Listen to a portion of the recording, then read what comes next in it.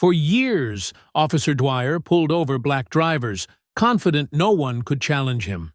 Every stop was a chance to intimidate. Every complaint swept under the rug. Then, one evening, he stopped a man who seemed like just another easy target, until those 5 words froze him in place. "I'm your new police chief." Marcus Ellison wasn't just any driver. With 2 decades in internal affairs and a fierce commitment to justice, he was ready to expose Bell County's deep corruption and dismantle the system from within. Before we go any further, comment where in the world you are watching from and make sure to subscribe because tomorrow's story is one you don't want to miss. The autumn sun hung low on the horizon, painting Bell County's streets in long shadows. Marcus Ellison adjusted his navy tie, catching a glimpse of himself in the rearview mirror. 20 years of police work had left subtle marks on his face. A small scar above his right eyebrow from a corruption bust gone wrong, and eyes that had seen too much but remained steady and determined. His sedan glided past neat rows of ranch-style homes with manicured lawns. Campaign signs for the upcoming mayoral election dotted front yards like territorial markers. Marcus noticed how they clustered. Certain names dominated certain neighborhoods, telling a story about Bell County's invisible lines. The first step to real change, Marcus rehearsed quietly, his deep voice filling the car's interior, is acknowledging where we stand today. He paused, considering his next words carefully. The boxes in his back seat shifted slightly as he turned onto Maple Street. Family photos, law enforcement certificates, and 2 decades of case files, his life packed in cardboard, ready for a fresh start. A group of kids playing basketball in a driveway stopped to watch his car pass.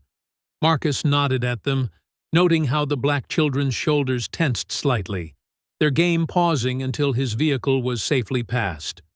That small gesture told him everything he needed to know about police-community relations in Bell County. "We can't build trust," he continued his practice speech, "without first being honest about—" His words cut off as red and blue lights suddenly exploded in his rearview mirror, painting his car's interior in alternating colors. Marcus's heart rate picked up, but his hands remained steady on the wheel. He'd been pulled over enough times in his life to know the drill. 20 years wearing a badge hadn't changed that reality. He guided his car to the shoulder, gravel crunching under the tires. Through his side mirror, Marcus watched the patrol car's door swing open. A white officer emerged, tall, broad-shouldered, moving with the cocky swagger that Marcus had seen too many times before. The officer's hand rested casually on his holster as he approached, a gesture that could be procedure or threat, depending on who you asked. Marcus kept his hands visible on the steering wheel, breathing slowly, deliberately. The registration and insurance were in the glove compartment, but he knew better than to reach for them without being asked. His police chief's badge was in his breast pocket, but that too would wait. The officer, whose nameplate read Dwyer, tapped on the window with his flashlight, despite the fact that there was still plenty of daylight. Marcus pressed the button to lower it, keeping his movements smooth and predictable. "License and registration!" Dwyer barked, his flashlight beam sweeping across Marcus's face, then over the boxes in the back seat. "You were driving erratically back there." Failed to signal on that last turn. Marcus knew he'd signaled.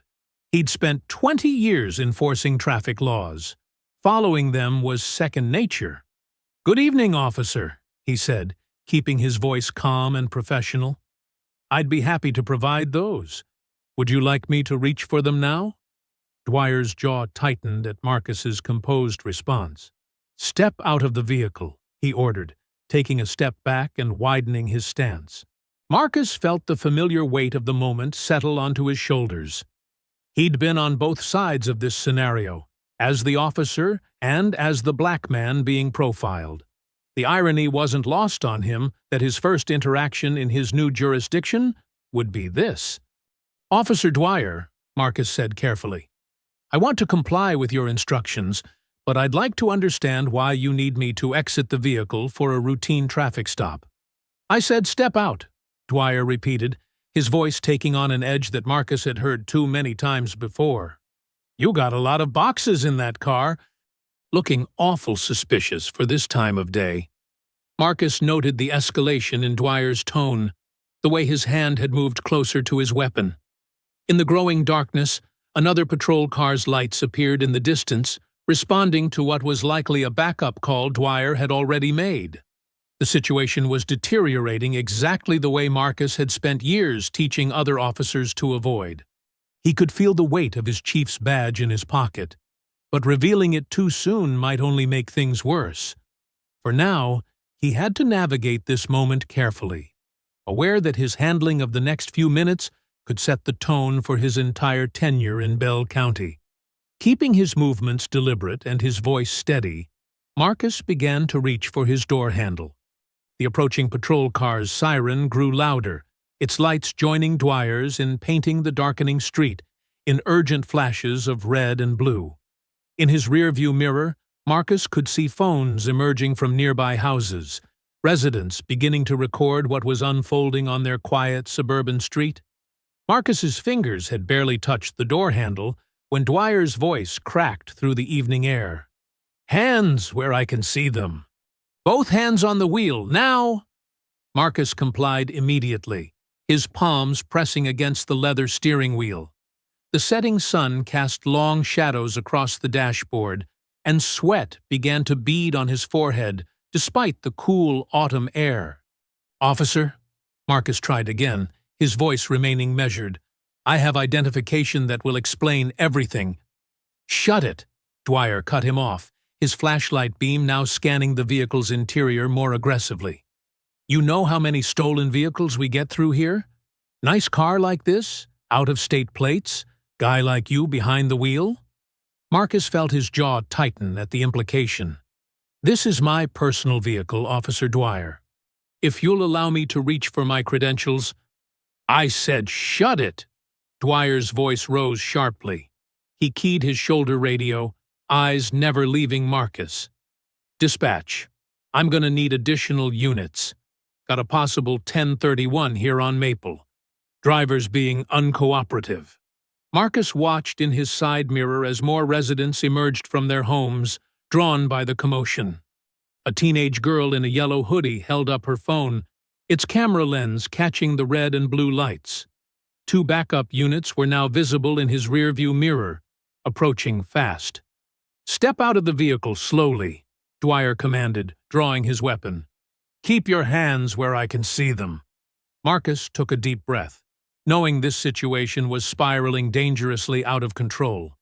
Officer, I'm going to comply, but I need to inform you that I'm out now! Dwyer's weapon was fully raised now, aimed directly at Marcus. I'm not asking again. Moving with deliberate slowness, Marcus opened his car door.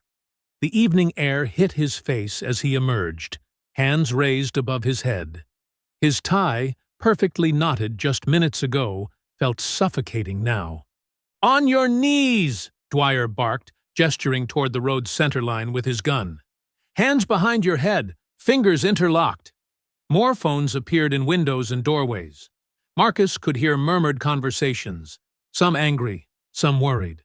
The teenage girl with the yellow hoodie had moved closer, her phone steady as she captured every moment. Marcus lowered himself to his knees on the rough asphalt, the double yellow line beneath him. His pressed slacks would be ruined, but that was the least of his concerns. The position was humiliating, deliberately so, and he could feel dozens of eyes watching from the surrounding homes. 2 more patrol cars pulled up, their lights adding to the chaos of colors painting the street. 4 more officers emerged, weapons drawn, creating a semicircle around Marcus. Listen carefully, Marcus said, his voice carrying clearly despite his position. In my left breast pocket, you'll find— Nobody told you to speak. Dwyer moved closer, his boots scraping against the road.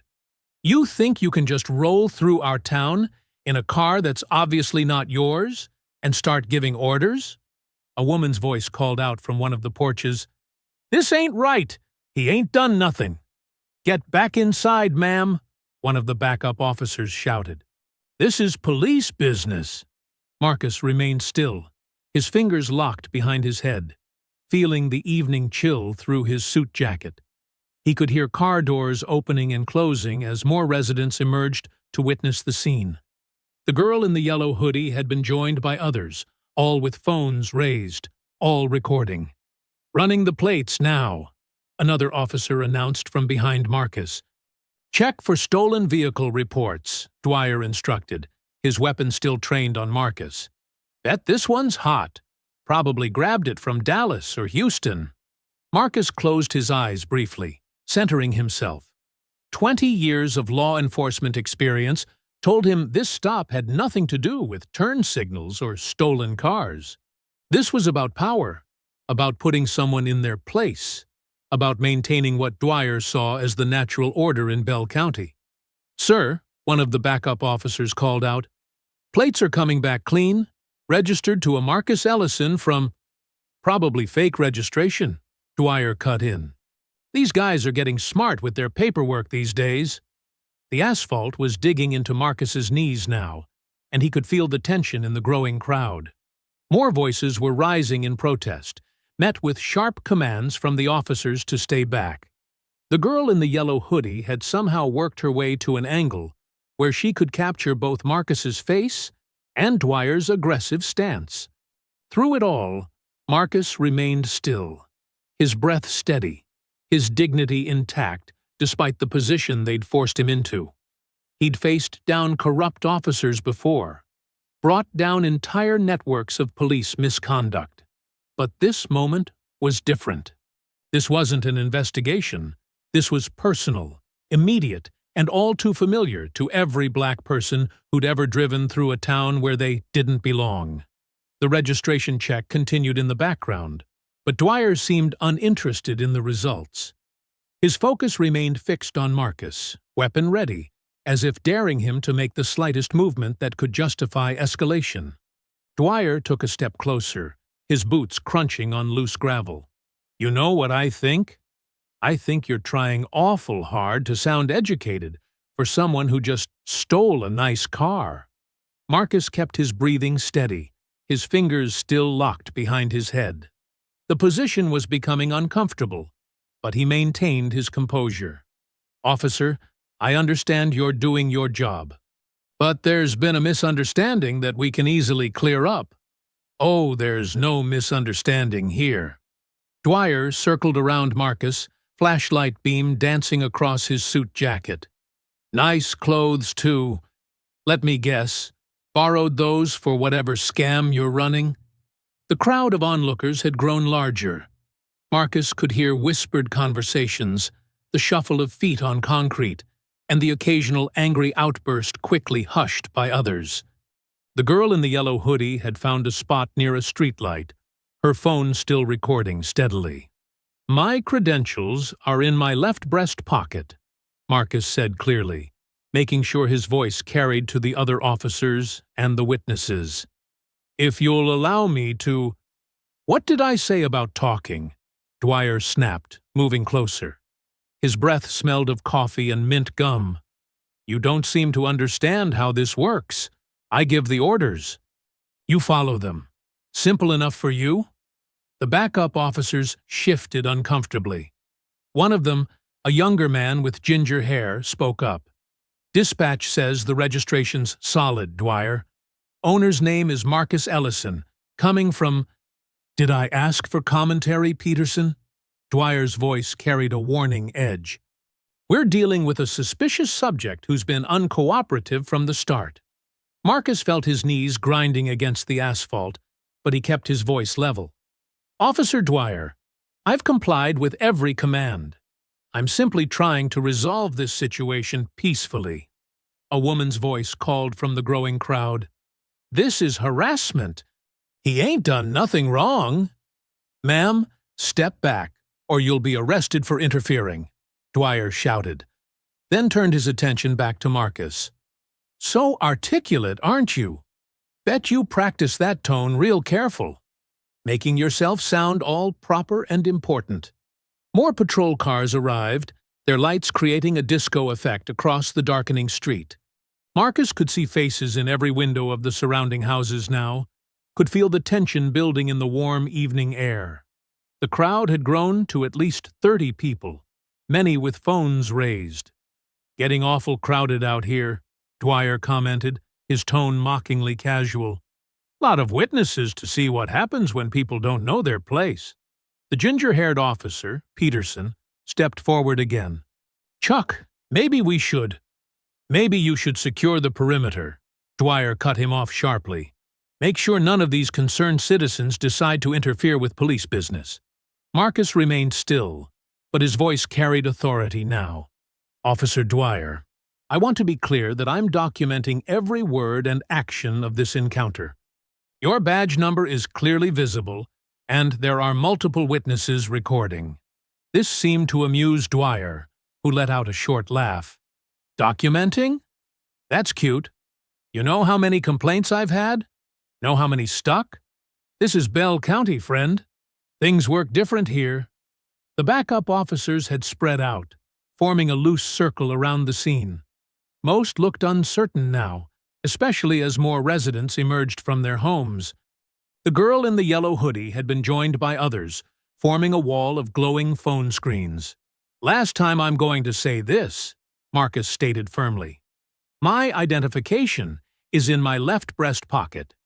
It will explain everything about who I am and why I'm here." Dwyer reached for his handcuffs, the metal gleaming in the strobing police lights. "Oh, we're way past explanations now. You've been resistant and uncooperative from the start. Time to take a ride downtown, see if we can't figure out where you really got this car." Peterson stepped forward again, his face troubled. "Chuck, hold up. Maybe we should check his ID first. The registration matches and—" "You questioning my judgment, Peterson?" Dwyer's voice was dangerous now.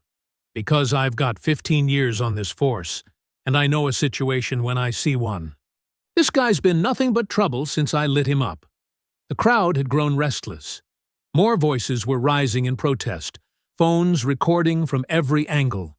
Marcus could hear children asking questions, adults arguing with the officers maintaining the perimeter, car doors slamming as more residents arrived to witness the scene. Dwyer moved behind Marcus, handcuffs jingling. "All right, Mr. Proper Speech. Time to go downtown and have a real conversation about where you got this car, these clothes, and this attitude." Peterson's hand had moved to his own weapon, but his stance suggested uncertainty rather than threat. "Chuck, something's not right here. We should at least—" "One more word, Peterson, and you'll be on crossing guard duty for a month," Dwyer snapped, reaching for Marcus's wrists. His voice carried a smirk as he added, "Some people just need to learn respect for the law. Isn't that right, boy?" Marcus shifted slightly, his knees screaming from the rough asphalt. As Dwyer's fingers closed around his wrist, Marcus spoke in a voice that carried quiet authority across the now hushed street. "I'm your new police chief." The words hung in the air like smoke. Dwyer's grip loosened, then tightened again. "What did you say?" "I'm Marcus Ellison, Chief Marcus Ellison.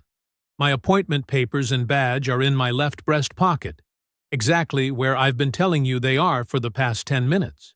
The silence was absolute. Even the crowd had stopped murmuring, phones still raised, but their owners frozen in shock. The red and blue lights continued their silent dance across the faces of the onlookers, highlighting expressions that ranged from stunned to vindicated. Peterson was the first to move. He took 2 quick steps forward, his hand dropping from his weapon. "Chief Ellison, from the Atlanta Internal Affairs Division?" "The same."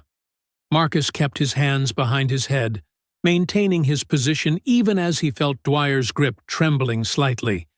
"I believe Mayor Thompson sent out a department-wide memo last week about my arrival." A woman's voice cut through the tension. "I knew it. I knew something wasn't right about this." It was the same voice that had protested earlier. Y'all just couldn't help yourselves, could you? Dwyer's face had gone from red to white, then back to a deeper shade of crimson.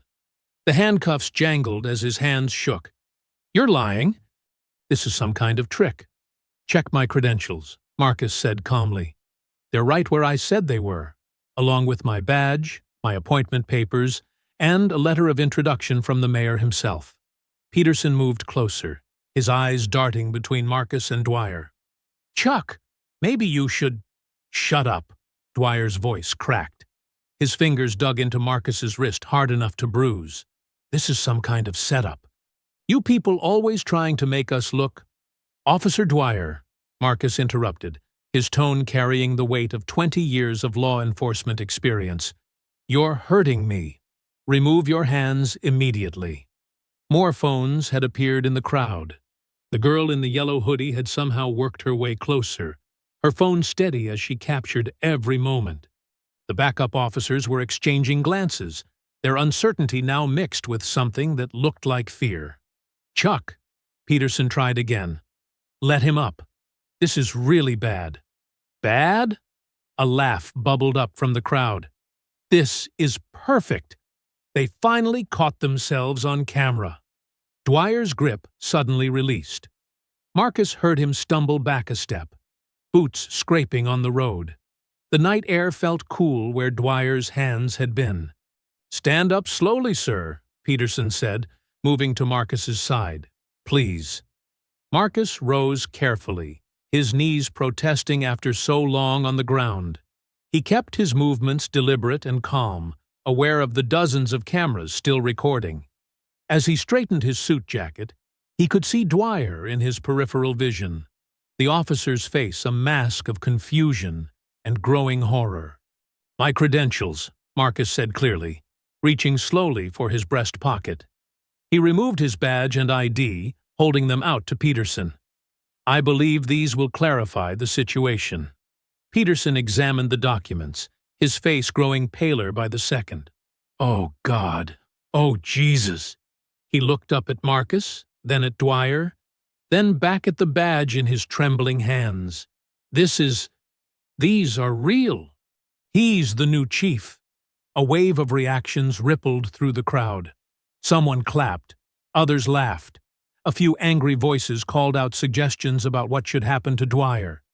The backup officers had begun to edge away from their former positions, as if trying to distance themselves from what had just occurred. Officer Peterson, Marcus said, his voice carrying easily across the now quiet street, please secure my vehicle and ensure my belongings are safe.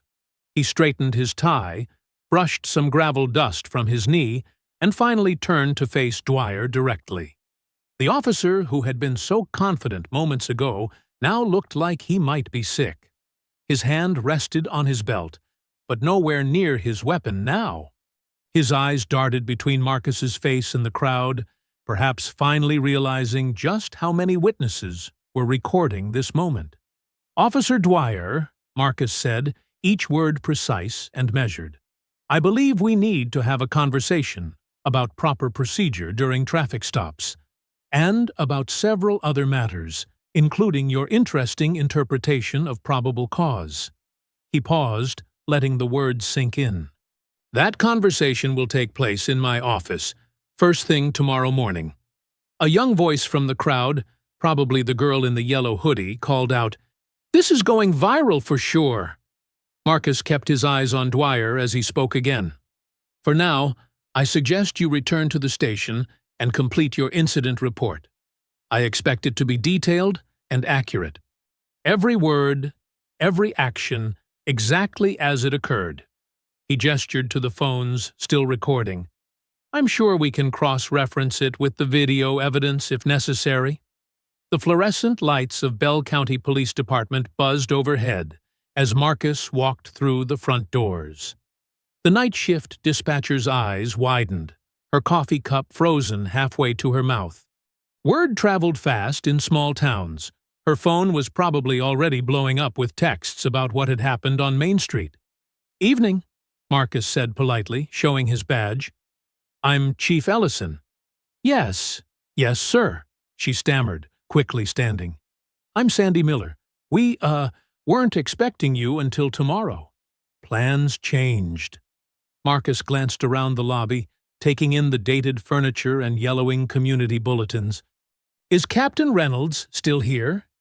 Before Sandy could answer, a door burst open, and Mayor Jack Blevins strode in, his tie loosened and face flushed from rushing over. His politician's smile was firmly in place, but Marcus could see the strain around his eyes. "Chief Ellison!" Blevins called out, voice echoing off the institutional walls. "What an unexpected pleasure! Though I must say, this isn't quite how we planned to welcome you to Bell County." Marcus met the mayor's extended hand with a firm grip. No, it wasn't. Behind the mayor, Officer Dwyer slipped in through a side door, accompanied by a tall man in plain clothes who had to be Captain Reynolds.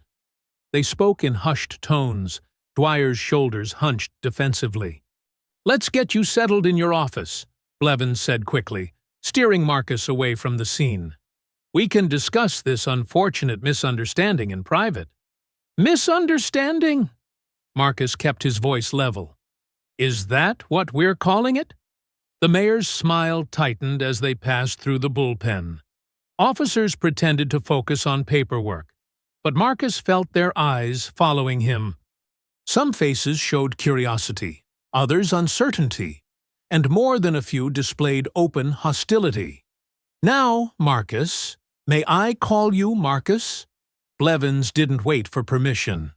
"We're a peaceful community here.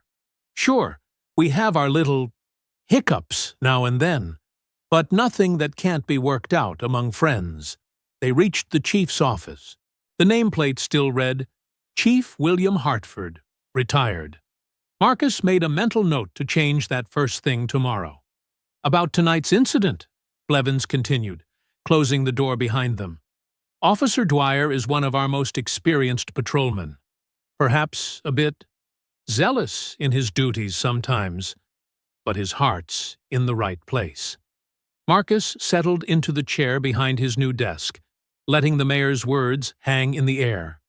The office was sparse, a few filing cabinets, a dusty computer monitor, and a window overlooking the parking lot where officers were gathering in small clusters, probably discussing him. "Mayor Blevins," Marcus said finally, "I was forced to kneel on a public street at gunpoint because one of your zealous officers decided I looked suspicious. Would you call that a hiccup?" Blevins's smile faltered. "Now, Chief, let's not blow things out of proportion. I'm sure once everyone calms down—" "Videos of the incident are already online," Marcus interrupted. "I counted at least 12 people recording. By morning, it'll be on every news channel in Texas." The mayor's face darkened. "That's exactly the kind of attention we don't need. Listen, Marcus, you seem like a reasonable man. Why don't we handle this internally?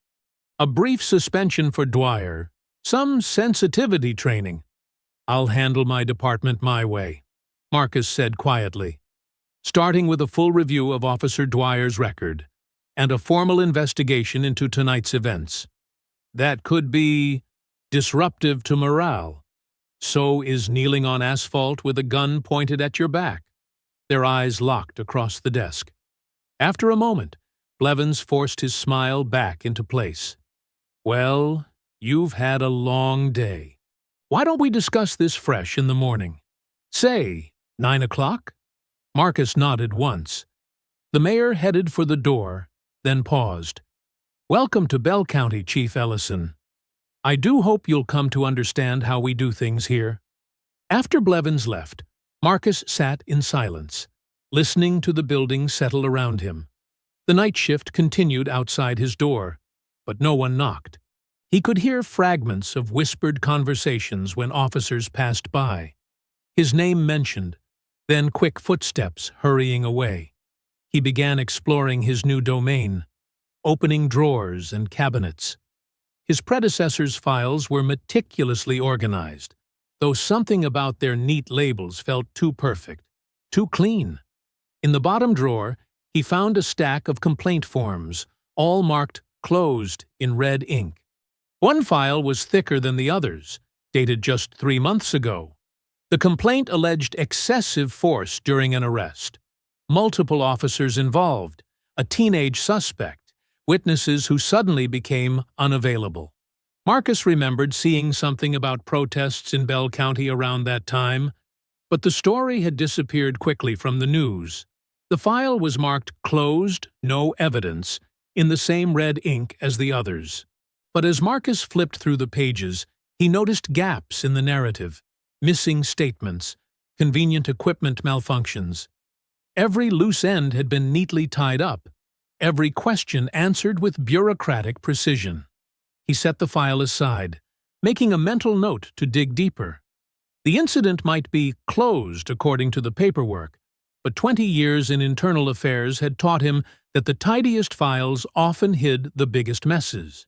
Morning light filtered through the blinds as Marcus sat at his desk, surrounded by stacks of reports and a cup of cooling coffee. The security footage from 3 months ago played on his computer screen, or what remained of it. Huge chunks were missing, conveniently during key moments of the incident. Marcus paused the video, rubbing his tired eyes. The teenager, James Wilson, had been walking home from basketball practice when officers responded to a suspicious person call. The footage showed the initial stop, then cut out for 18 crucial minutes. When it resumed, James was being loaded into an ambulance with a broken arm and facial injuries. A knock at his door made him look up. Officer Sarah Chen stood in the doorway, a young officer who'd been mentioned in several witness statements as being present that night. "Come in, Officer Chen," Marcus said, gesturing to the chair across from his desk. "Thank you for meeting with me."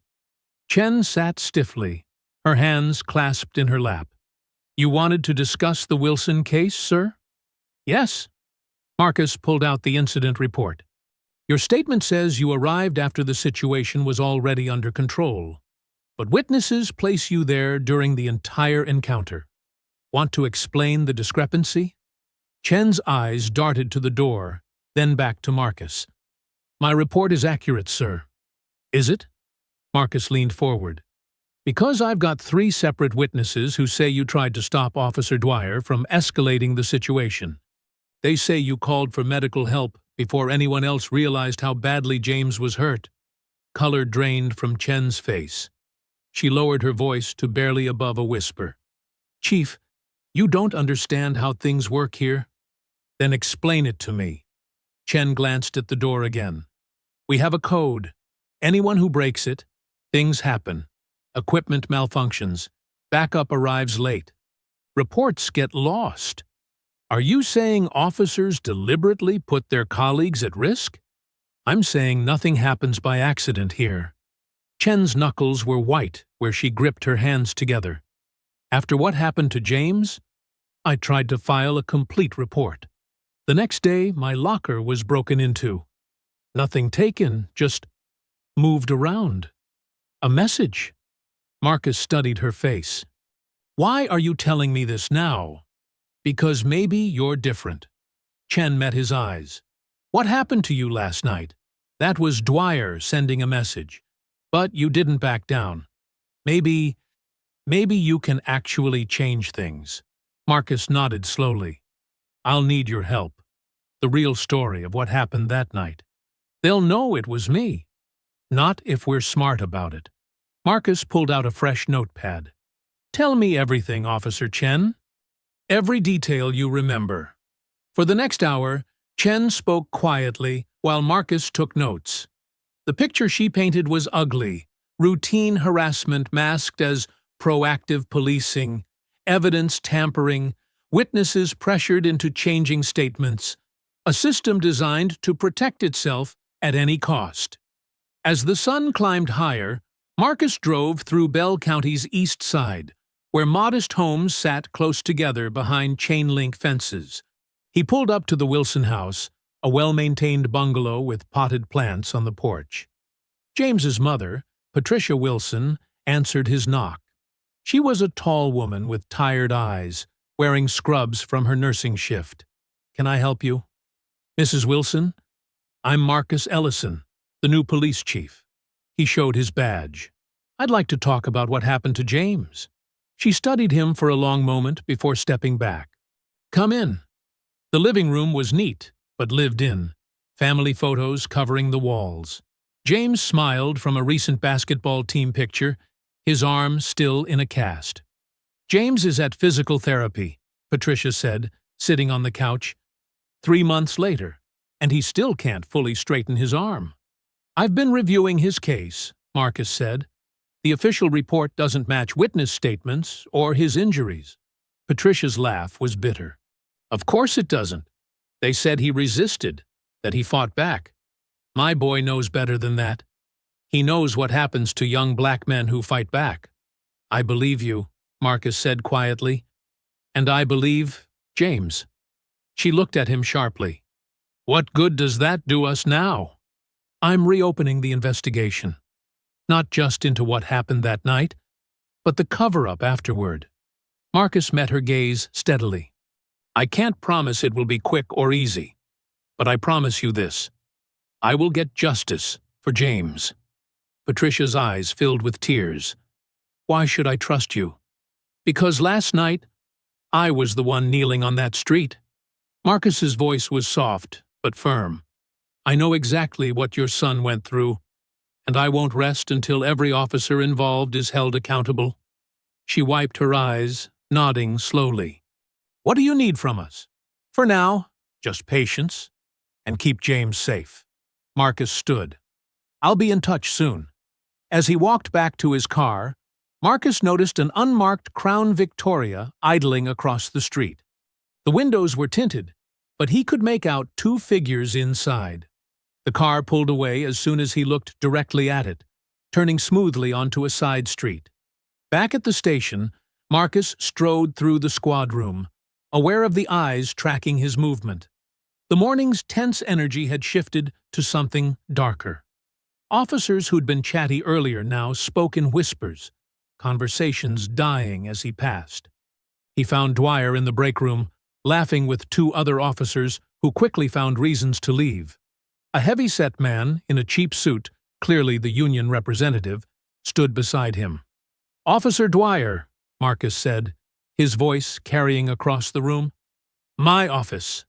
Now."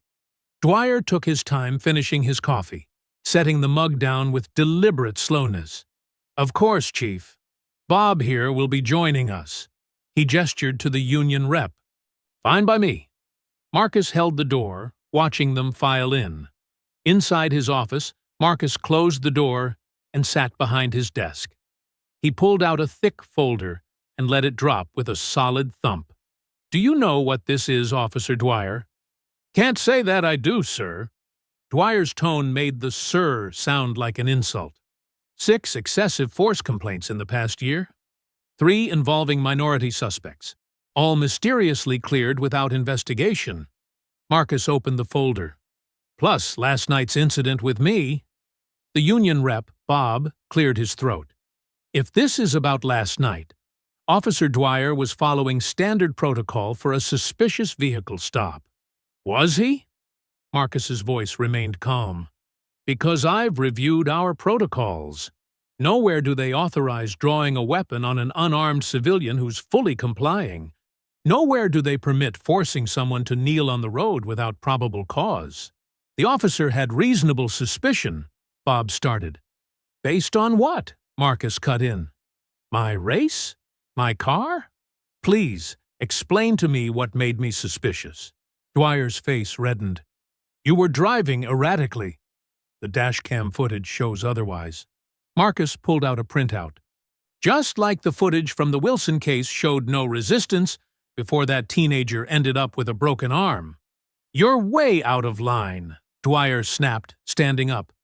"You can't come in here and start throwing around accusations." "Sit down, officer." Marcus's voice cracked like a whip. "I'm not throwing accusations. I'm stating facts. Facts that are going to come out, one way or another." Bob shifted uncomfortably. "Chief Ellison, perhaps we could discuss this more productively." "This isn't a discussion." Marcus stood, matching Dwyer's height. "This is me informing Officer Dwyer that things are changing. The old ways of doing business? They're done. Every complaint will be investigated. Every use of force will be reviewed. Every officer will be held accountable. You're making a mistake, Dwyer said, his voice low and threatening. This department has ways of dealing with trouble. Is that a threat, officer? Just stating facts, Dwyer mimicked. Sir. Marcus walked around his desk until he stood face to face with Dwyer. Let me be clear. I've dealt with corrupt officers before. I've taken down entire precincts. Your intimidation tactics? They don't work on me. We'll see about that. Dwyer turned to leave, Bob hurrying after him. One more thing, Marcus called after them. Effective immediately. You're on desk duty pending review of last night's incident. Dwyer spun around. You can't do that. I just did. Through his office windows, Marcus watched Dwyer storm through the squad room, kicking a trash can. Officers gathered around him as he gestured angrily. Some shot hostile glances toward Marcus's office. The afternoon dragged on, filled with pointed silences and slammed doors. Marcus worked late, reviewing more case files, building a clearer picture of the department's problems. When he finally left, the parking lot was nearly empty. His phone buzzed as he reached his car. Unknown number. He opened the message and froze. Go back where you came from. A second message followed immediately. We're watching you. Marcus scanned the dark parking lot. Nothing moved except shadows cast by security lights. He got in his car, checking the back seat before starting the engine. The drive home was tense. Every set of headlights in his rearview mirror made him tighten his grip on the steering wheel. He took a longer route, making random turns to ensure he wasn't being followed. His new house was a modest ranch-style home in a quiet neighborhood. As he pulled into the driveway, he noticed small things that seemed off. The porch light he'd left on was dark. One of his moving boxes on the front step had been shifted slightly. Inside, Marcus did a thorough check of every room, gun drawn. Nothing was obviously disturbed, but something felt wrong. Little things, a window blind slightly askew, a door that didn't quite latch the same way. His phone buzzed again. Another unknown number. Nice house. Shame if something happened to it. Marcus walked to his front window and looked out at the street. Somewhere out there, someone was watching. Waiting. He drew the blinds and started making calls. It was time to install security cameras. Marcus sat in Alberta Price's living room, surrounded by decades of history. Framed photos covered the walls, civil rights marches, community gatherings, generations of students. The elderly woman poured tea with steady hands, her keen eyes studying him. "So you're the new chief, causing all this commotion," Alberta said, settling into her worn armchair. "About time someone shook things up around here." "You've been following the situation?" Marcus asked, accepting the tea. "Child, I've been following every situation in this town for 40 years. She adjusted her glasses. "Taught half these officers when they were kids, including that Dwyer boy. He was trouble even then." Marcus leaned forward.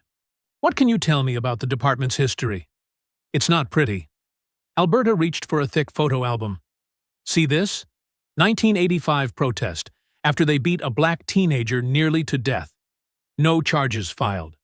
This one? 1992, when they planted evidence on the pastor's son.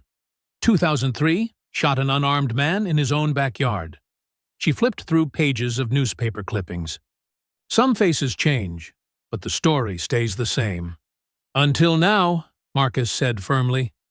Alberta's expression softened. "I hope you're right, but you'll need help. That's why I asked Rachel to join us." On cue, the doorbell rang. Alberta nodded toward the front door. "That'll be her now." Officer Rachel Green entered, still in uniform, but clearly uncomfortable in it. She was younger than Marcus expected, with determined eyes that carried a hint of worry. "Chief Ellison," she said, standing awkwardly until Alberta gestured for her to sit. "I'm sorry about what happened with Officer Dwyer. It's not right." Have a seat, Rachel, Alberta said warmly. Tell the chief what you told me. Rachel perched on the edge of the couch. I've only been on the force 8 months, but I've seen enough. The racial profiling, the covered-up complaints, the way they pressure us to look the other way. She took a deep breath. Last week, I filed a report about excessive force. Next day, it was gone from the system. When I asked about it, my sergeant said I must have forgotten to save it properly. Marcus nodded. The Wilson case? You know about that? Rachel's eyes widened. I'm learning, but there's a lot I still need to know. Alberta set down her tea. Rachel comes from a police family. Her daddy was a state trooper. Uncle's still on the force 2 counties over. She knows the good and the bad of it. That's why they trust me, Rachel added. They think I'm one of them.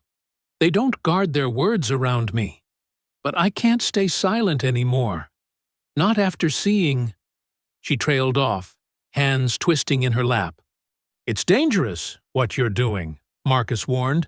Coming here, talking to me. They'll retaliate if they find out. They already are, Rachel said quietly. Little things, bad assignments, equipment shortages, backup arriving just a little slower than it should. Alberta reached over and patted Rachel's hand. That's why we need to work together. Rachel has access, I have connections, and you have authority. Together, we might actually change things. Marcus studied them both. The veteran activist who'd seen it all, the rookie cop risking her career for what was right. What exactly are you proposing? I can get you information, Rachel said. There's an internal complaint log that never makes it to official records. Officers write things down thinking they'll disappear, but I know where they keep the original papers. And I know every victim, every witness, every family that's been wronged, Alberta added. People who've been afraid to speak up, but might now if they knew someone was finally listening. Marcus considered the risks. If we do this, we do it carefully. No paper trail, no electronic communications that can be traced. I have a secure copy of the complaint log in my car right now, Rachel said. Been carrying it for days, waiting for the right moment. She pulled out a manila envelope. 3 years of incidents, all documented by the officers themselves.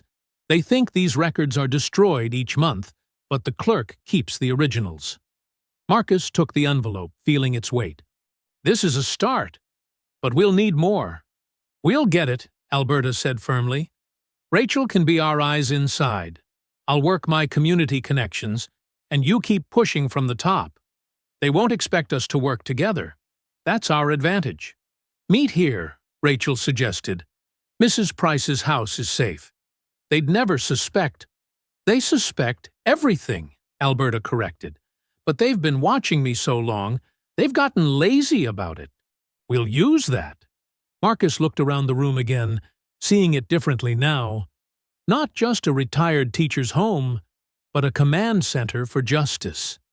The photos on the walls weren't just memories. They were reminders that change was possible, that resistance had a history here. All right, he said. We work together, but carefully. No risks we don't have to take. And if anyone gets a hint of trouble, we protect each other, Alberta finished. That's what community means. Rachel straightened her uniform, preparing to leave. I should get back before anyone notices I'm gone. I'll start gathering more evidence, but carefully. And I'll start making calls, Alberta said, quietly letting certain people know they might finally get their chance to be heard. Marcus spread the complaint logs across his desk, the yellow light of his office lamp casting shadows over page after page of documented abuse. His fingers traced down columns of dates, names, and incident descriptions, each entry telling its own story of injustice. Third complaint against Dwyer in 2 months, he muttered, making notes. The pattern was impossible to miss. Excessive force, racial slurs, resisting arrest charges that seemed to appear whenever complaints were filed. But it wasn't just Dwyer. Officers Mitchell and Ramirez had similar patterns, always the same excuses. Subject became combative, feared for officer safety, suspected illegal substances. Always the same result. Complaint unfounded. His office phone rang. Mayor Blevins wanted to see him. 10 minutes later, Marcus walked into the mayor's wood-paneled office, complaint logs tucked under his arm. Blevins sat behind his massive desk, perfectly pressed suit, matching his carefully maintained silver hair. "Marcus, good to see you settling in." Blevins gestured to a chair, smile never reaching his eyes. "Coffee?" "No, thank you." Marcus remained standing. "We need to discuss these complaint logs." Blevins's smile flickered. "Ah, internal department matters. You know how paperwork can pile up." "This isn't about paperwork." Marcus placed the logs on the desk. "There's a clear pattern of abuse. Multiple officers, multiple incidents, no investigations. Now, Marcus," Blevins leaned back, spreading his hands, "you're new here. You don't understand how things work in a small town. We handle things differently." "Different doesn't mean wrong," Marcus said firmly. "And wrong doesn't become right just because it's tradition." Blevins stood, walking to his window. "You know, when we hired you, we were impressed by your record, your experience. But experience should teach wisdom, too. Wisdom to know when to adapt. I'm not here to adapt to corruption." Such a harsh word. Blevins turned, his genial mask slipping slightly. "We maintain peace here. Order. Sometimes that requires flexibility." "Flexibility got us here." Marcus held up one of the logs. "Thompson case, last year. 17-year-old boy beaten during a traffic stop. No dash cam footage, no investigation, no consequences. That situation was resolved to everyone's satisfaction. Everyone except the boy in the hospital." Blevins sighed, returning to his desk. "Marcus, you're making this harder than it needs to be. We chose you because we thought you'd understand the delicate balance required. You chose wrong." "Did we?" Blevins's voice hardened. "Because from where I sit, we chose exactly right. A black police chief with an impressive record, perfect for our diversity initiatives. Shows we're progressive, forward-thinking. But that only works if you play your part." Marcus stepped closer to the desk. "My part is enforcing the law. Equally. For everyone." "The law?" Blevins chuckled. "The law is what we say it is. This isn't some big city with oversight committees and civilian review boards. This is Bell County. We handle our own business. Not anymore. Think carefully, Marcus." Blevins's smile vanished completely. "You're new here. No connections, no support.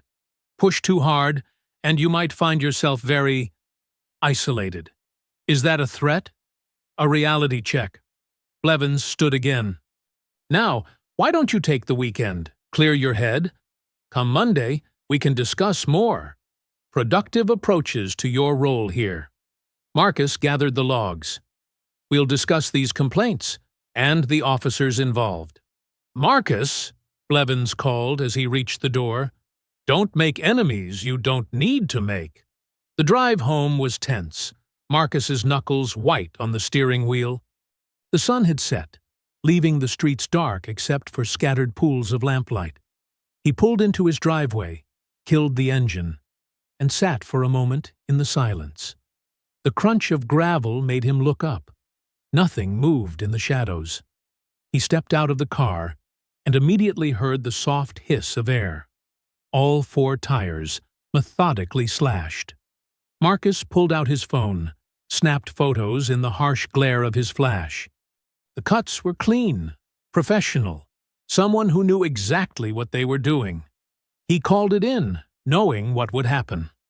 5 minutes later, Officer Mitchell arrived, barely hiding his smirk. "Looks like vandalism, Chief," Mitchell said, not bothering to take notes. "Probably just kids." Kids with tactical knives who knew exactly where I live? Mitchell shrugged. You want to file a report? You know I do. Well, I'll get right on that. Mitchell turned to leave. But you know how it is with random vandalism. Hard to investigate without leads. Marcus watched him drive away, then looked back at his car, settled useless on its rims. The message was clear. This was just the beginning.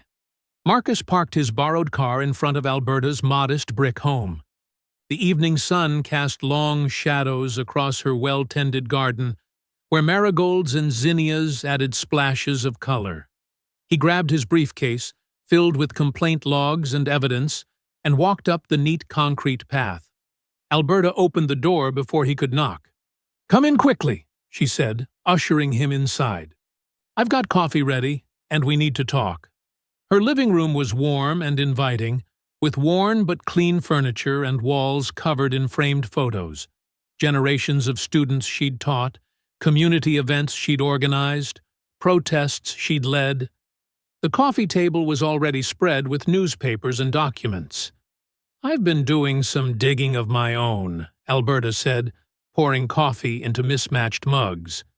"Called some of my old students, people who've had run-ins with Dwyer and his crew. The stories they're telling me—" She shook her head. Marcus settled into an armchair, pulling out the complaint logs.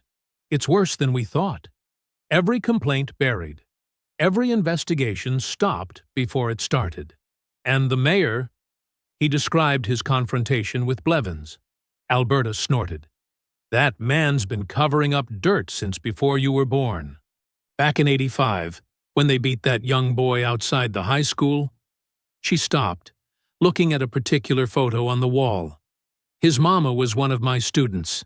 Nothing changed then, either. It's changing now," Marcus said firmly. "Look at this pattern." He spread the logs across her coffee table. Same officers, same excuses, same cover-ups. But they got sloppy. Left paper trails. Alberta leaned forward, adjusting her reading glasses. "Mitchell's name keeps coming up. He was Dwyer's training officer, you know. Taught him everything he knows about being the worst kind of—" The crash of breaking glass cut her off. A brick sailed through the front window, sending shards flying across the room. Alberta jerked back with a startled cry. Marcus was on his feet instantly, moving toward her. "Stay down!" he ordered, quickly scanning for more projectiles. The brick had landed near the fireplace, a piece of paper wrapped around it with rubber bands. Outside, they heard car tires squealing. Marcus moved cautiously to the window, keeping low. The vehicle was already gone, but he caught a glimpse of what looked like a dark SUV turning the corner. "Are you hurt?" he asked Alberta, who was brushing glass off her sleeve. "Just startled," she said, her voice steady despite her shaking hands. "What's on that paper?" Marcus carefully unwrapped the note. Written in block letters, "Keep your mouth shut, or the next one won't miss." Before either could speak, they heard the hiss of spray paint outside. Marcus rushed to the door, but Alberta grabbed his arm. "Wait! They might be armed." They heard more tires squealing, then silence. When they looked outside, the message was clear. Crude racial slurs covered Alberta's front wall in neon orange paint. Alberta stood in her doorway, staring at the defaced wall of her home of 40 years. Her shoulders were straight, but Marcus saw her hands trembling. "Well," she said quietly, "they're certainly not being subtle anymore." Marcus was already on his phone, calling it in. Within minutes, 2 patrol cars arrived, lights flashing. Officers Peterson and Rodriguez stepped out, looking almost bored. "Probably just kids," Peterson said, barely glancing at the brick. "You know how they get on weekend nights?" "Kids?" Alberta's voice cracked like a whip. "Kids who know I'm helping the chief investigate police corruption. Kids with police-issued tactical vehicles?" Rodriguez shrugged, making a show of writing in his notepad. "No way to prove who did it. Could be anyone upset about anything." "Those slurs aren't anything," Marcus said coldly. This is a hate crime and a direct threat against a witness in an ongoing investigation. Investigation? Peterson raised an eyebrow. Hadn't heard about any official investigation. Then you haven't been paying attention. Marcus took out his phone, photographing everything. The brick, the note, the spray paint, the officer's apparent lack of interest. Well, we'll file a report, Rodriguez said, already heading back to his car. But without witnesses. They drove away, leaving Marcus and Alberta standing in her garden, now littered with broken glass. The setting sun made the orange spray paint seem to glow like toxic fire. Alberta's hands had stopped shaking. Her face settled into the determined expression Marcus had seen in those old protest photos. They think they can scare me? I've been fighting these battles since before they were born. You don't have to, Marcus began. Don't you dare tell me to back down, she cut him off. This is my home, my community, and I'm not letting them win. Not again. Marcus nodded slowly. We'll need to document everything. Set up cameras. Rachel can help us track that SUV. And I'll call my people, Alberta said. Every one of those students on my wall has a story to tell. Time they were heard. We'll fight this together, Marcus promised, looking at the hateful words marring her home. And we'll win. Alberta picked up a piece of broken glass, turned it over in her hand. They broke my window, she said quietly. But they can't break us. Marcus sat in his car outside the precinct, checking his watch for the third time. The parking lot was nearly empty at 11:30 p.m. Just 2 patrol cars and a few personal vehicles remained. Rachel's text had confirmed she was in position, manning the dispatch desk for the night shift. His phone buzzed. Security's doing their round, Rachel's message read. Back entrance clear for next 15 minutes. Marcus pulled on black gloves and grabbed his duffel bag. The night air was cool against his face as he moved quickly but casually toward the building's rear entrance. Rachel had left it propped open with a piece of tape over the lock, sloppy but effective. Inside, the hallways were dim, lit only by emergency lights. Marcus's shoes, specially chosen for silence, made no sound on the linoleum floor. He knew the layout by heart now, but seeing the precinct this empty was unsettling. Rachel met him at the stairs, her face tight with tension. Server room's still unlocked, she whispered. Thompson's too lazy to check it during his rounds, but we've got to hurry. Shift change is in 40 minutes. They moved quickly down to the basement level. The server room hummed with cooling fans and blinking lights. Rachel pulled out a laptop while Marcus kept watch at the door. The footage was deleted, Rachel muttered, fingers flying over the keyboard. But IT never does a secure wipe. Too much work. Should still be in the backup cache. Marcus checked his watch again. 10 minutes, Max, then we're out. Almost there. Rachel's face was lit by the blue glow of the screen. Got it. Pulling now. But there's something else. Looks like email exchanges about the incident. Downloading those too. A door slammed somewhere above them. Footsteps echoed in the stairwell. Thompson's early, Rachel hissed. Hide! Marcus ducked behind a server rack, while Rachel quickly minimized windows and pretended to be checking routine logs. The footsteps passed their door and continued down the hall. That was close, Marcus breathed once the steps faded. How much longer? Done? Rachel ejected a thumb drive and handed it to Marcus. Everything's there. Footage, emails, deletion logs, but… She hesitated. They'll know someone accessed these files. The system logs all queries. How long before they notice? It does security checks every morning. By 8, they'll know. Marcus pocketed the drive. Then we better make this count. You should get back to dispatch. They crept back upstairs, separating at the second floor. Marcus headed for the rear exit while Rachel returned to her post. He was almost there when voices approached from around the corner. Swear I heard something down in the basement, Thompson was saying. Marcus pressed himself against the wall, heart pounding. The voices grew closer. "Probably just the AC acting up again," another officer replied. "Place is falling apart. Still gonna check it out." The footsteps moved away.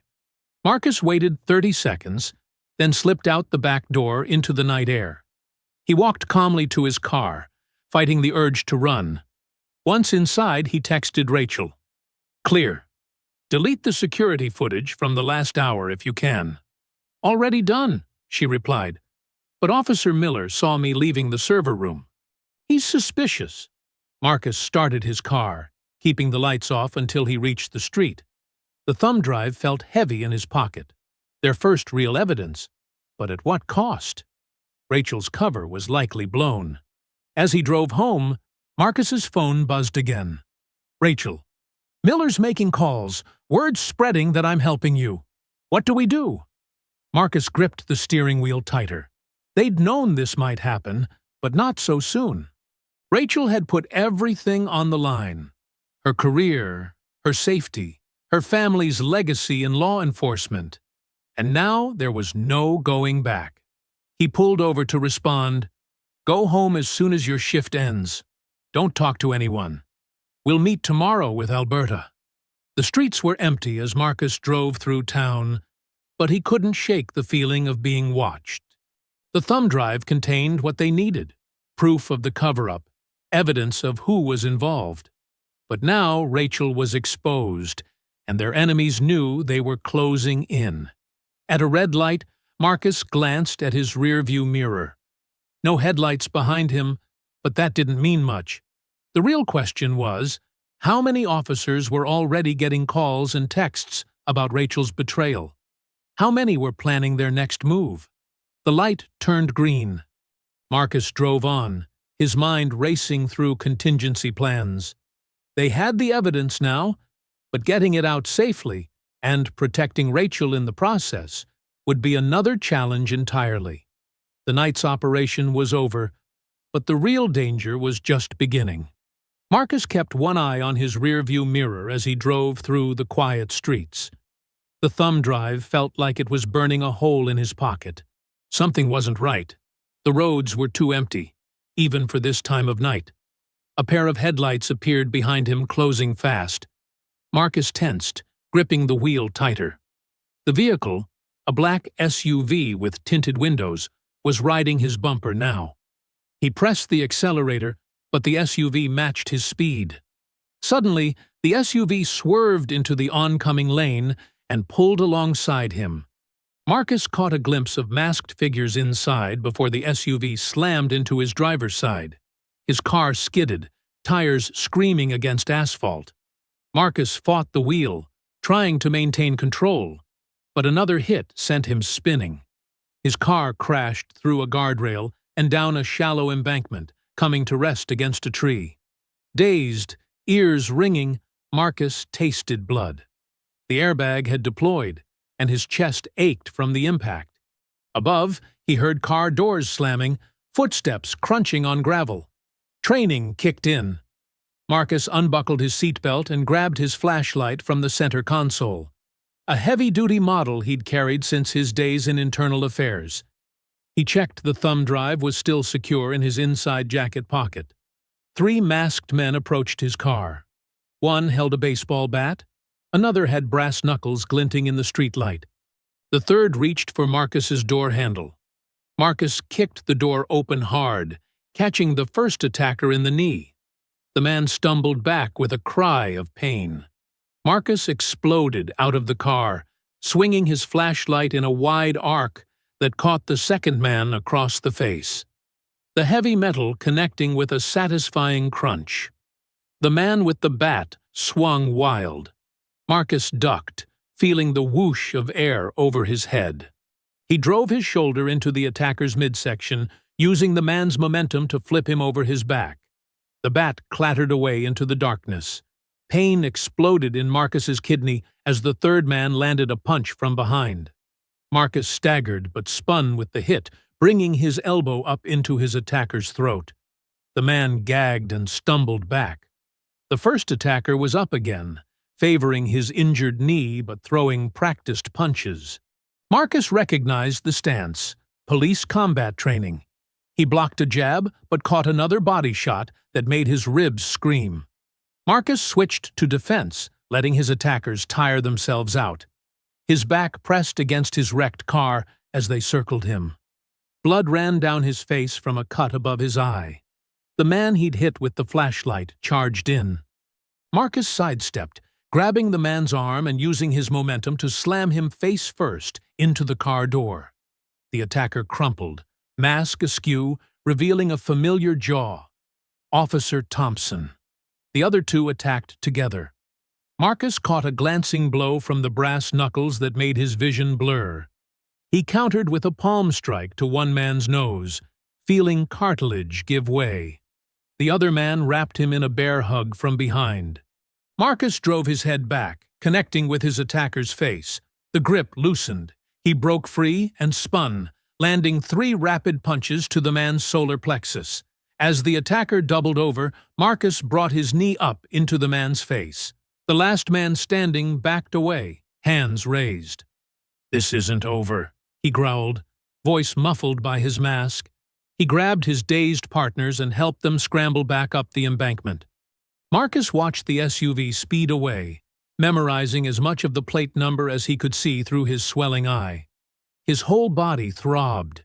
Each breath sent sharp pains through his ribs. He retrieved his phone from the wreck of his car. The screen was cracked, but still worked. He called 911 first, reporting the accident, but not the attack. No point. He knew how that report would disappear. Next, he called Alberta. She answered on the first ring. "Marcus? What's wrong?" "They know," he said, wincing as he probed his ribs. "They just tried to take me out. Thompson was one of them." "Dear Lord, are you hurt?" "I'll live, but you need to get out of your house right now. They'll come for you next." "I'm not running," Alberta said firmly. "Not running, hiding. Just until we can release the evidence. Please, Alberta. I need you safe." A long pause. "I have a sister in Houston. I'll go there." "Good. Don't tell anyone where you're going. I'll call when it's safe." Marcus ended the call and dialed Rachel. No answer. He tried again, fear growing with each ring.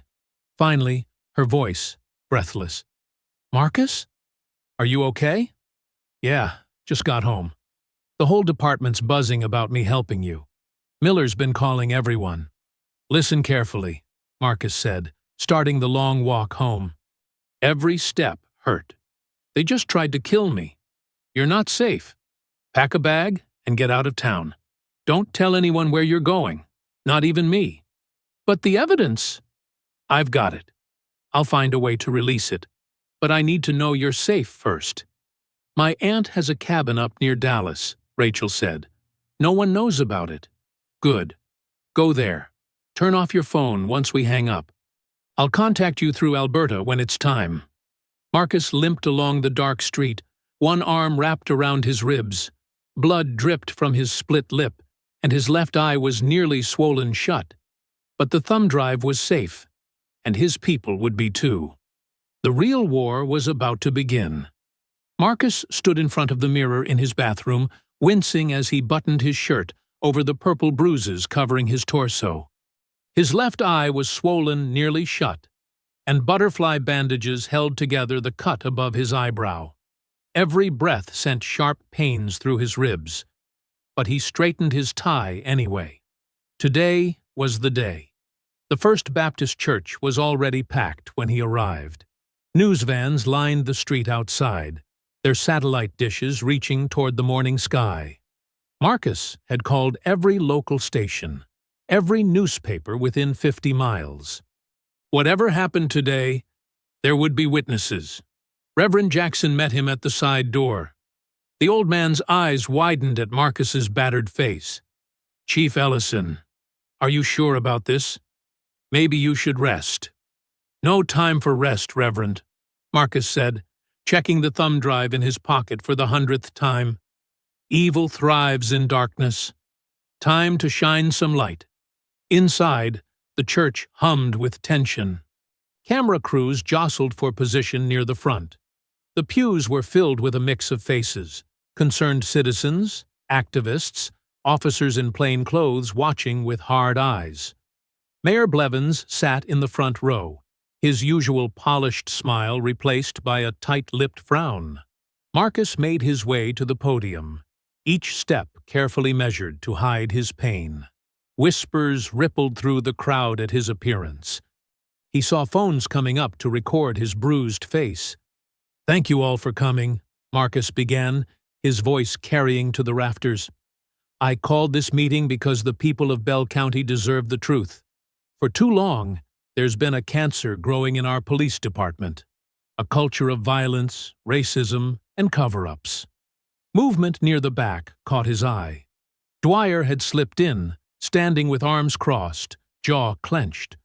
Other officers clustered around him like a protective wall. Marcus continued. 2 months ago, a 17-year-old boy named James Wilson was beaten by police during a traffic stop. The official report claimed he resisted arrest. The dash cam footage mysteriously disappeared. The case was closed without investigation. He pulled out the thumb drive. Mayor Blevins stood up. "Chief Ellison, I must protest. Any evidence related to ongoing investigations—" "This isn't an investigation, Mayor," Marcus cut him off. "This is a cover-up, and it ends today." He plugged the drive into the laptop connected to the church's projector. The massive screen behind him flickered to life, showing grainy dash cam footage. The timestamp matched the night of James Wilson's arrest. The footage was brutal. It showed the teenager complying with officers, hands raised, while Dwyer and 2 others dragged him from the car. What followed made the crowd gasp. Systematic, methodical violence. Kicks to the ribs, batons across the back.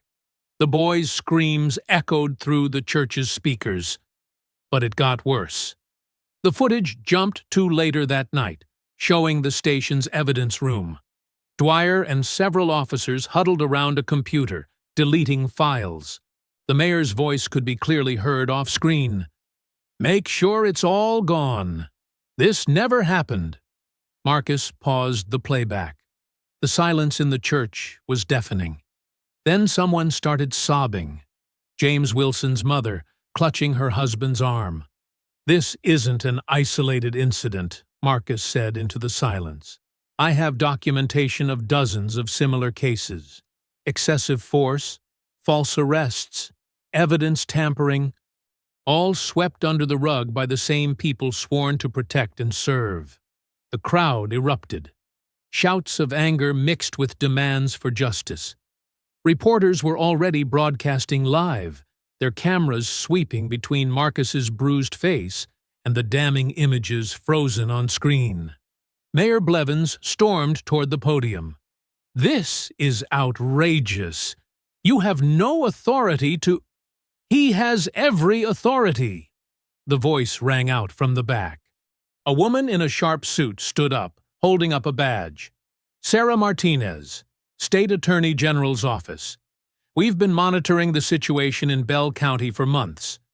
Chief Ellison has been working with us to expose systemic corruption." The mayor's face went pale. Dwyer and his officers started edging toward the door, but uniformed state troopers were already moving to block the exits. "This meeting is over!" Blevins shouted, reaching for the laptop. "Let him try to hide the truth again," someone yelled. The crowd surged to their feet. Phones recorded from every angle as the mayor backed away from their anger. Marcus held up his hands for quiet. "The truth isn't just on this drive. It's been uploaded to secure servers. Copies have gone to state and federal authorities. The time for covering up is over." The church erupted again, this time with cheers and applause. Reporters shouted questions. The state attorney's people were already moving through the crowd, pulling aside witnesses and victims of police abuse. Marcus stepped back from the podium, letting the scene unfold. His ribs ached, his face throbbed, but for the first time since taking this job, He felt the weight lifting from his shoulders. The truth was out. The real work of cleaning up Bell County could finally begin. The state troopers moved with practiced efficiency, securing the church exits while Agent Martinez read Dwyer his rights. The former officer's face had gone from red with anger to ash white as silver handcuffs clicked around his wrists. "This is harassment," Mayor Blevins shouted as another agent approached him. "I'll have all your badges for this." "Actually, sir," the agent said calmly, producing a warrant, "we have enough evidence to charge you with conspiracy, obstruction of justice, and facilitating hate crimes. Please place your hands behind your back." Marcus watched from the podium as two more officers, Sergeant Peters and Lieutenant Hayes, were also taken into custody. They had been Dwyer's closest allies in the department, featured prominently in the evidence room footage. The church was chaos. Reporters called out questions rapid fire, while photographers' flashes lit up the scene like lightning. Community members hugged and cried. Some older residents simply sat in the pews, shaking their heads in disbelief as decades of corruption finally came to light. Alberta Price made her way to Marcus's side, her eyes glistening. "I never thought I'd see this day," she said, squeezing his arm. "All these years of fighting, and finally—" "We're not done yet," Marcus reminded her, though he couldn't help smiling despite his bruised face. "This is just the beginning." Rachel Green pushed through the crowd to join them. She was still in uniform, having come straight from her shift.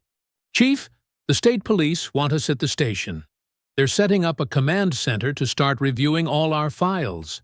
Outside, the morning had turned into a perfect Texas spring day, but the mood at the police station was anything but sunny. State investigators had already sealed off the evidence room and internal affairs offices. Officers who weren't under immediate suspicion were being interviewed one by one. Marcus led Alberta and Rachel through the controlled chaos to his office. Agent Martinez was waiting for them, along with James Wilson and his parents. The teenager's face still showed fading bruises from his encounter with Dwyer. "Mr. Wilson," Marcus said, extending his hand. "I'm sorry it took so long to get you justice." James shook his hand firmly. "Thank you, Chief, for believing me when nobody else would." "We'll need all of you to give formal statements," Martinez said, pulling out a recorder. "Everything you've witnessed, every threat, every incident of retaliation. We're building a RICO case against the whole corrupt network." For the next 2 hours, they detailed everything. Alberta described decades of community complaints that had been ignored. Rachel outlined the department's culture of intimidation and silence. Marcus explained how he'd gathered evidence while dodging surveillance and threats. Through it all, they could hear the sounds of the station being turned inside out. Filing cabinets opened and closed. Computer hard drives were seized. Officers who had looked the other way for years were finally being forced to look truth in the face. Around noon, Martinez's phone buzzed. She checked it and smiled. The FBI just picked up 3 more conspirators, 2 former officers and a city council member. They were trying to flee to Louisiana. "How deep does this go?" Rachel asked, her voice tight with anger and disbelief. "Deep enough that we'll be here for months," Martinez replied. "But we're going to clean house completely. Chief Ellison, we'll need your help rebuilding this department from the ground up." Marcus nodded, wincing slightly at the pain in his ribs. "Whatever you need. The people of Bell County deserve real protection and service." A young state trooper knocked on the door. "Chief, there's a crowd gathering outside. They're asking to hear from you." Marcus stood carefully, straightening his tie again. Alberta and Rachel flanked him as he made his way to the station's front steps. James Wilson and his family followed close behind. The scene outside took his breath away. Hundreds of people filled the street. Black, white, Hispanic, Asian. Church groups stood next to college students. Elderly residents who had seen too much mixed with young parents who wanted better for their children.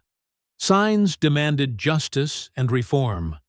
Cameras turned to focus on Marcus as he stepped up to the microphone that had been set up.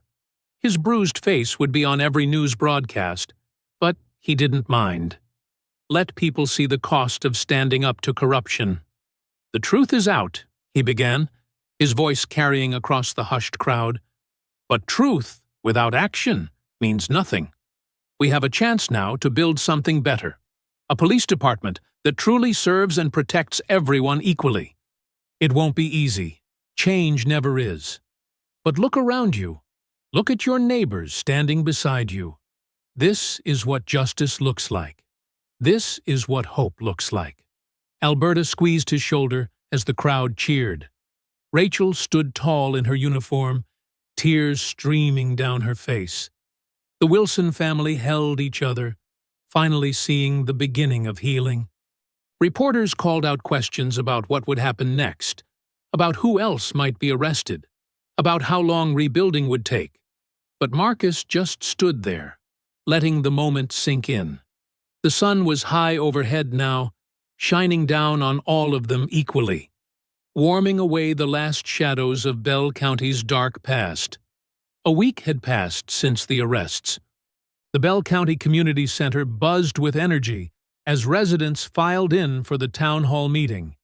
Every seat was taken, with people standing along the walls and spilling into the hallway. The air conditioning struggled against the heat of so many bodies packed together. Marcus stood at the side of the stage, reviewing his notes one last time. His bruises had faded to yellowish green, but his determination burned brighter than ever.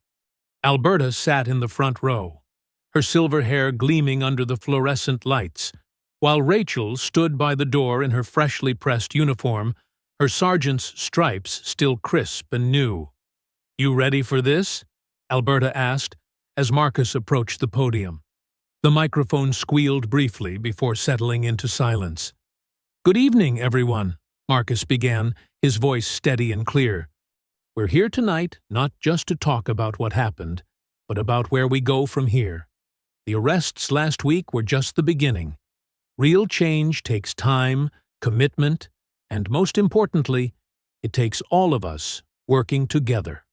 He outlined his vision for the department: mandatory de-escalation training, a civilian oversight board, body cameras for all officers, and community outreach programs. Each point was met with nods and murmurs of approval. "But first," Marcus continued, "I want to recognize someone who's been fighting for justice in Bell County longer than many of us have been alive. Mrs. Alberta Price has spent decades documenting abuses, supporting victims, and demanding accountability. Without her courage and persistence, we wouldn't be here today." Alberta's eyes widened in surprise as Marcus gestured for her to join him on stage. The crowd rose to their feet, applauding as she made her way up the steps. Someone started chanting her name, and soon the whole room joined in. "Mrs. Price will be chairing our new Civilian Oversight Board," Marcus announced, presenting her with an official certificate. "Her experience and wisdom will be invaluable as we rebuild trust between law enforcement and the community." Alberta stepped to the microphone, her voice thick with emotion. "I've seen a lot of false promises over the years," she said. "But what Chief Ellison and Sergeant Green, have done this past week gives me real hope. For the first time, we're not just talking about change. We're making it happen." Rachel's promotion ceremony followed. Marcus pinned the sergeant's stripes on her uniform himself, acknowledging her role in exposing the corruption. "Sergeant Green exemplifies the kind of leadership we need," he said. "Someone who puts justice above personal comfort, who stands up for what's right, even when it costs her." The meeting continued with community members sharing their stories and suggestions. People who had never dared speak up before found their voices. Marcus made sure every concern was noted, every idea considered. As the formal meeting wound down, people lingered in small groups, talking and connecting. Marcus noticed James Wilson and his family chatting with Rachel about joining the police academy's youth program. Alberta had gathered a group of elderly residents who were organizing a neighborhood watch. Outside, the summer evening was cooling off. The setting sun painted the sky in shades of orange and purple. Across the street from the community center, a large shape loomed under a tarp, waiting to be unveiled. The crowd gathered around as local artist Carmen Rodriguez stepped forward. "This mural," she announced, "is our testament to change. To everyone who fought for justice, and to those who will carry that fight forward." With help from several volunteers, she pulled away the tarp. Gasps and exclamations filled the air. The mural covered the entire side of the building, vibrant colors bringing the images to life. Marcus saw himself depicted in his chief's uniform, standing tall despite his injuries. Alberta stood beside him, her expression both fierce and nurturing, a lifetime of activism captured in her stance. Rachel completed the trio, representing the possibility of change from within the system. Above them, in bold letters that seemed to glow in the sunset, "Justice, dignity, courage." Children who had been playing nearby stopped to stare at the mural. One little girl pointed up at Alberta's image and said, "That's my grandma's friend. She comes over for tea." Marcus watched as people took photos, touched the wall gently, shared memories of their own struggles for justice. The mural wasn't just art, it was a promise to the community. A reminder that change was possible when people stood together. Alberta joined him, leaning on her cane. "You know," she said softly, "I used to walk past this building every day on my way to teach. Back then, we couldn't even dream of something like this." Rachel came over too, her new sergeant's stripes catching the last rays of sunlight. "It's strange seeing myself up there," she admitted. "I just did what felt right." "Sometimes that's all it takes," Marcus replied. "One person doing what's right, then another, then another." The children had resumed their game, playing freely in the street without fear. Their laughter echoed off the buildings, a sound of hope that had been too rare in Bell County. Marcus watched them, remembering every threat, every sleepless night, every moment of doubt during the investigation. Looking at those children now, at the proud faces of their parents, at the way people walked with their heads held higher, he knew without question that it had all been worth it. I hope you enjoyed that story. Please share it with your friends and subscribe so that you do not miss out on the next one. In the meantime, I have handpicked 2 stories for you that I think you will enjoy. Have a great day.